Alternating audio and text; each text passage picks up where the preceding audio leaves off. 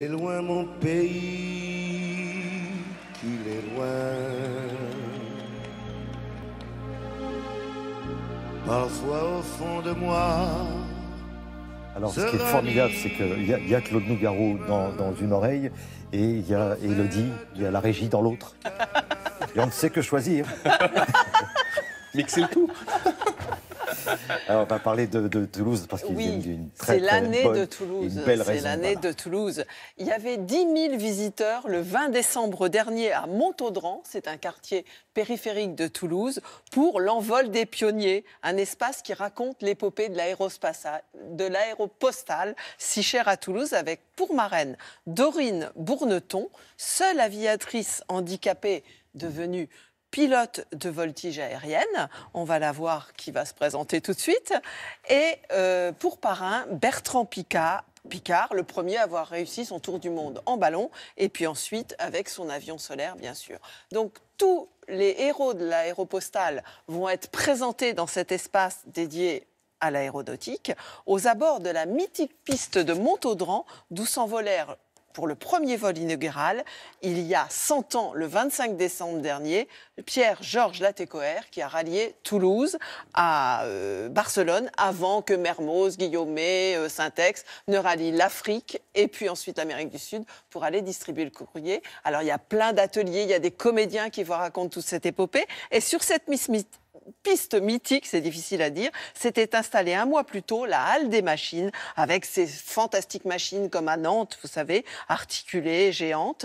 Maintenant, elles sont aussi en résidence à Toulouse. Ce sont machines créées par François Delarosière avec la Compagnie des Machines. Et ça fait 2 ensembles extraordinaires à visiter. Moi, j'en ai profité aussi pour découvrir quelques petites adresses dans la ville qui collent complètement à l'ADN de Toulouse, avec l'hôtel du Grand Balcon, l'hôtel mythique des pionniers de Latécoère, suivi de la Villa du Thor, un hôtel arty dans sa carapace de briques roses qui colle complètement à la ville. Et c'est pas un hasard si Mama Shelter s'est installée cette année à Toulouse. Ça signe le renouveau de la ville. Voilà. La ville rose s'était assoupie. Le Minotaure l'a réveillée. Les pionniers de Latécoère, qui s'envolaient depuis la piste de Montaudran, avaient aussi leurs habitudes à l'angle de la place du Capitole. Le Grand Balcon était leur QG. Alors l'histoire de l'hôtel commence dans les années 1920-1930, lorsque l'hôtel était tenu par les 3 sœurs Marquez, une modeste pension de famille, qui a été découvert par le directeur technique de Latécoère, Didier Dora, qui a commencé à mettre d'abord les mécanos, après les pilotes, et puis d'un coup l'hôtel est devenu le quartier général des aviateurs de Latécoère. Alors les 3 stars, c'est Antoine Saint-Exupéry bien sûr, Henri Guillaumet et Mermoz. C'était leur quartier général et ils partaient à la découverte de monde à partir de l'hôtel du Grand Balcon. Et quand ils étaient ici, c'était leur vie de tous les jours, leur conquête amoureuse, les histoires de la vie de ces pionniers de l'aviation qui étaient extraordinaires. Alors Mermoz, qui avait plus, disons, de charme que les autres, alors que les sœurs Marquez avaient une moralité irréprochable, pour monter dans sa chambre, pour ne pas éveiller leurs soupçons, et porter ses conquêtes féminines sur le dos pour qu'on n'entende pas les talons sur le parquet. Aujourd'hui, les LED dans les couloirs simulent les pistes d'atterrissage. Dans les chambres, des nuages en guise de ciel de lit. Et puis le lavabo qu'on a gardé dans certaines chambres qui rappelle les lavabos qui étaient à l'époque à côté des lits dans les chambres. La chambre Saint-Exupéry, nous l'avons reproduit dans l'esprit de l'époque avec certains éléments qui sont classés. Vous avez le bidet, vous avez le lavabo, il y a une cheminée. Les gens sont émerveillés de découvrir qu'ils dorment dans un endroit où des gens aussi prestigieux que Antoine Saint-Exupéry et Mermoz ont dormi dans le même lieu.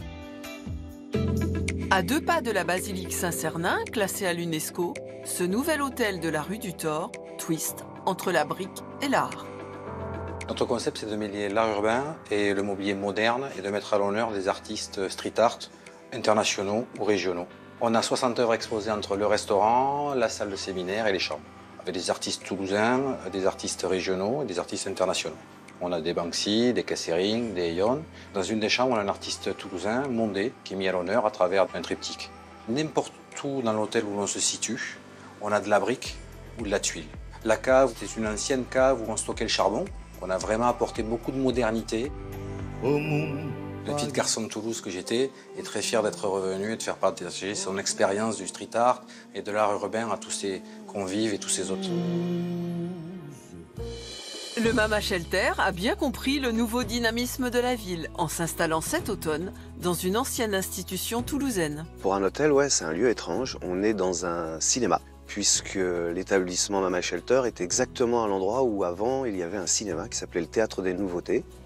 Nouveau décorateur, Thierry Gauguin, un concept plus épuré, tout en longueur si vous avez remarqué, des plafonds comme à l'habitude avec plein de choses qui rappellent la ville où on est installé. Ici, la fleur symbolique de Toulouse, c'est la violette. Également, il y a le bleu de Lectoure qui a fait la richesse des Capitouls.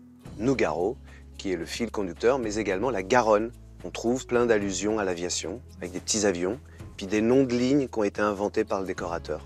On a une scène qui reprend au niveau des instruments les codes de l'Amérique du Sud. Et sur cette scène, le jeudi, vendredi, samedi, nous avons des DJ de la région toulousaine essentiellement.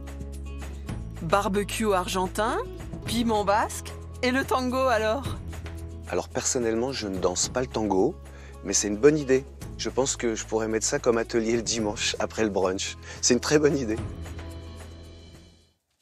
Ou le soir à partir de 23h et tout, je suis sûr qu'il y aurait du monde pour danser le tango. Marido, comment s'appelait le prénom des sœurs Marquez? Les sœurs Marquez qui ont empêché Mermoz de monter avec ses conquêtes. Alors, Lucie, Henriette et la dernière, Risette. C'est mignon, non, Risette? C'est un joli prénom à lancer pour 2019. Absolument.